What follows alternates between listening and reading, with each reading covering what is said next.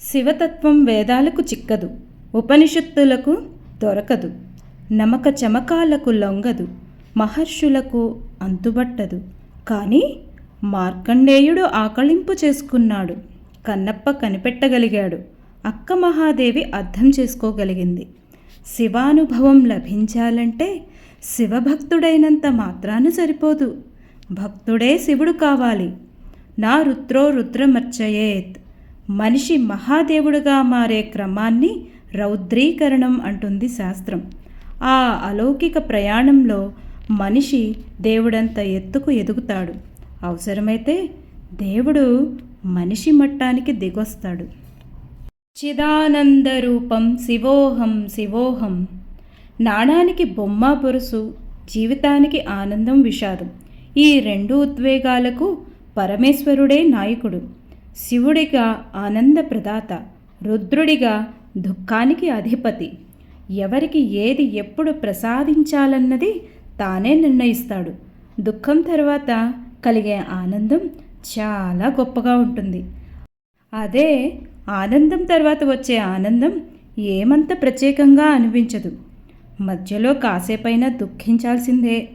పాలకోవా తిన్నాక జిలేబీ చప్పగా అనిపిస్తుంది. ఆ మాధుర్యమే తెలియదు. మధ్యలో ఒక మిరపకాయ బజ్జీని కనుక లాగిస్తే కారం నషాళానికి ఎక్కుతుంది. ఈ క్షణాన నోట్లో వేసుకునే మిఠాయి ముక్క అమృతంలా తోస్తుంది. జిహ్వకు వర్తించేదే జీవితానికి అన్వయిస్తుంది.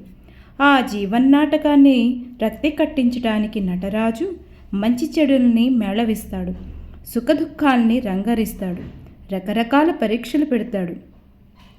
శివుడిని పశూనాం పతయే, పశువులకు ప్రభువైన పరమేశ్వర అని సంబోధిస్తాయి శాస్త్రాలు. నోరు లేని జీవులే కాదు, పశు ప్రవృత్తి తలకెక్కిన మనుషులు పశువులతో సమానమే. పశుపతి హోదాలో పరమాత్మ ఆ జంతు స్వభావాన్ని, అసుర ప్రవృత్తిని వదిలిస్తాడు. అందుకు అనేక సాక్ష్యాలు. అంతటి గజాసురుడు కూడా చివరికి వచ్చేసరికి తప్పు తెలుసుకున్నాడు, శివతత్వాన్ని అర్థం చేసుకున్నాడు. నీ ఒంటి మీద వస్త్రమై నిలిచినా చాలు అని దేవుణ్ణి వేడుకున్నాడు. జలంధరుడు అంతే. శివానుభవం పొందాక మరణం అనివార్యం అయినప్పుడు నీ చేతులతోనే చంపేసి ముక్తిని ప్రసాదించు మహాదేవా అని ప్రార్థించాడు. శివ సాయుధ్యం పొందాడు. శివం అశివం. కైలాసం హిమాలయాల్లోనే కాదు, కాయాకష్టంలోనూ ఉంది. కాయకమే కైలాసం అంటాడు వీరశైవ బసవేశ్వరుడు. శ్రమలో కైలాసం ఉన్నప్పుడు శ్రమజీవిలో పరమేశ్వరుడు లేకుండా పోతాడా? ఓ శివుడా, నమః కులాలేభ్యః కర్మారేభ్యశ్చ ఓ నమః. కుమ్మరిలోనూ నీకు నమస్కారం, స్వర్ణకారుడిలోనూ నీకు నమస్కారం, వడ్రంగిలోనూ నీకు నమస్కారం, రథచోదకుడిలోని నీకు నమస్కారం అంటూ ప్రతికర్షక వర్గాన్ని శివాంశగా ప్రస్తావిస్తాయి నమక చమకాలు. నమో వృక్షేభ్యో పరికేశేభ్యః. పచ్చని చెట్లకు ప్రాణం పోసిన నీకు, నల్లని మేఘాల్లో నీళ్లు నింపిన నీకు అంటూ ప్రకృతి స్వరూపుడిగాను కీర్తిస్తాయి. కుమ్మరి ఏకాగ్రతతో సారితెప్పితే అది బిల్వార్చన. కమ్మరి శ్రద్ధగా కొలిమిని రగిలిస్తే అదే అగ్నికార్యం. శివతత్వంలోని ప్రత్యేకతే అది. పూజించేవాడు శివుడే, పూజలు అందుకునేవాడు శివుడే, తాదాత్మ్యంతో ఆ పూజను తిలకించేవాడు శివుడే. శివానుభూతికి చేరువైన వారికి ప్రపంచంలో రెండే తేడాలు, శివం అశివం. భక్తి చిక్కబడే కొద్దీ అశివం అంతరిస్తుంది, శివమే మిగులుతుంది. అదే సత్యము సుందరము. అనగనగా ఒక శివభక్తుడు అన్ని విధాలుగా దారి తప్పుతాడు, వేశ్యాలోలుడు అవుతాడు. మహాశివరాత్రి రోజును కూడా ఆ మత్తులోనే గడిపేస్తాడు. లింగోద్భవ సమయానికి తప్పు తెలుసుకుంటాడు, పశ్చాత్తాపంతో కుంగిపోతాడు. శివపూజ చేసుకోవడానికి ఆ ఇంట ఒక్క లింగమూర్తి కనిపించదు.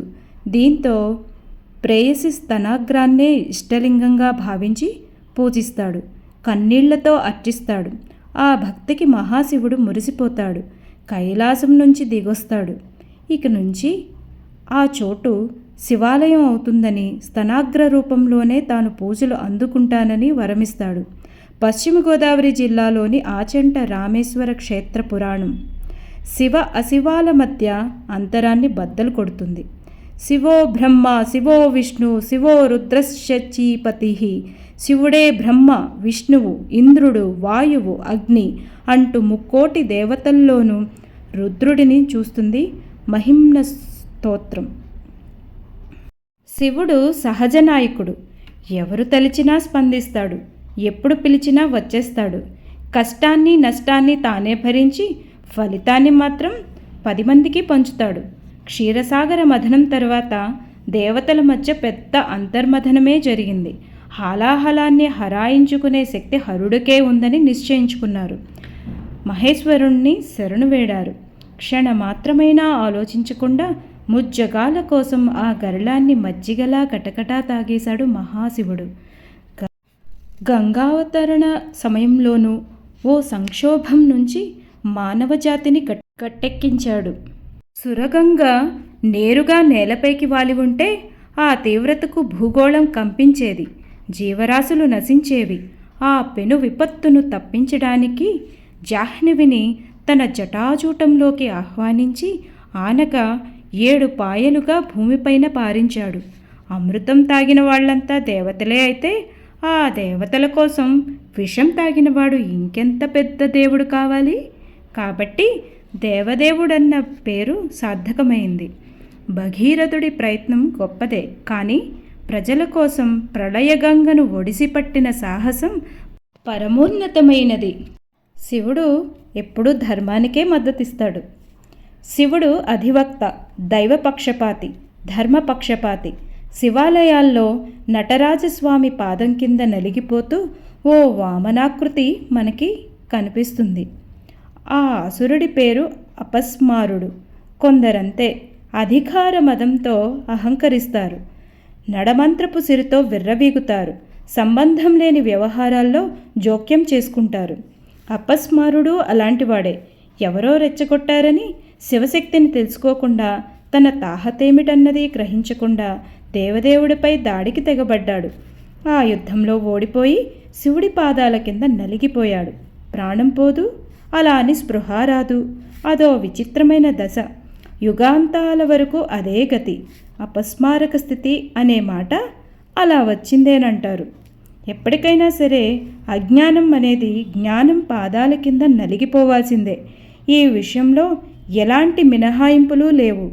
మహాబలవంతుడినని మిడిసిపడుతున్న రావణ బ్రహ్మకే తప్పలేదు భంగపాటు. దశకంఠుడు తన రాక్షస బలంతో కైలాస పర్వతాన్ని పైకెత్తే ప్రయత్నం చేసినప్పుడు కాలితో సుతారంగా ఒక్క నొక్కు నొక్కి రావణుడి చేతివేళ్లను పర్వతం కింద నలిపేశాడు శివుడు. ఆ దెబ్బకు 10 నోళ్లతో పెడబొబ్బలు పెట్టాడు పౌలస్త్యుడు. చివరికి పిల్లనిచ్చిన మామకైనా అదే న్యాయమే. మహాయజ్ఞ సమయంలో అజ్ఞాన అహంకారాలతో విర్రవీగిన దక్ష ప్రజాపతిని కఠినంగా శిక్షించాడు. వీరభద్రుడిని సృష్టించి విధ్వంస రచన చేశాడు. ఎక్కడ మంచి చెడుల మధ్య పోరాటం జరిగినా శివుడు మంచివైపే నిలబడతాడు, మంచినే గెలిపిస్తాడు. కురుక్షేత్ర సంగ్రామంలోనూ పాండవుల పక్షాన నిలిచి కౌరవసేనను తుదముట్టించాడు. ఆ సంగతి తెలియక, ఓ మహర్షి, నేను యుద్ధం చేస్తున్నప్పుడు అగ్నిలాంటి ఓ తేజస్సు నా బాణాల కంటే ముందే వెళ్ళేది, ప్రత్యర్థులను సంహరించేది. ఎవరా మహానుభావుడు అని అడిగాడు అర్జునుడు వ్యాసుల వారిని. ఆయన సాక్షాత్తు పరమశివుడే అని వివరించాడు కృష్ణద్వైపాయనుడు. త్రిపురాసుర సంహారం పరమేశ్వరుడి నేతృత్వంలో ముక్కోటి దేవతల సమిష్టి విజయం. తారకాసురుడి తనయులు ముగ్గురే పరమ దుర్మార్గులు. బ్రహ్మను మెప్పించి వరాలు పొందారు.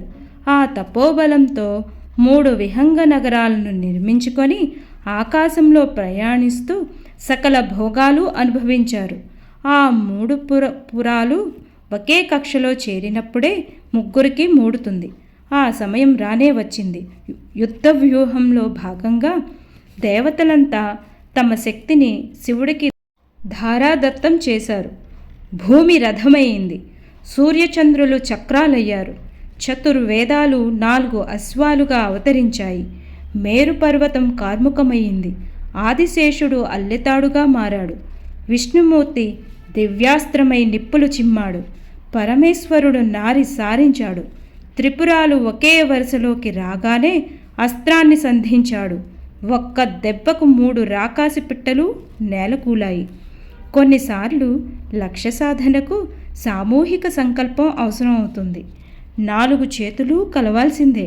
నలుగురి అభిప్రాయాలు కూడగట్టాల్సిందే. త్రిలోక పాలకుడికి ఆ పాలనా సూత్రం బాగా తెలుసు. తత్స్వరూపం. పరమేశ్వరుడు రూపి అరూపి. లింగాకృతిలో అర్చనలు అభిషేకాలు అందుకుంటున్నప్పుడు అరూపి.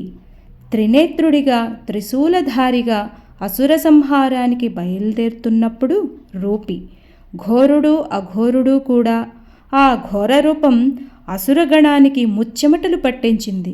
ఆ అఘోర స్వభావం సతీదేవిని వివసురాల్ని చేసింది. అతను కపర్ది. జడలు కట్టిన జుట్టుతో కాలస్వరూపుడిలా దర్శనమిస్తాడు. అతను వ్యుక్తకేశుడు కూడా. బోడిగుండుతో నిండు చందమామను తలపిస్తాడు.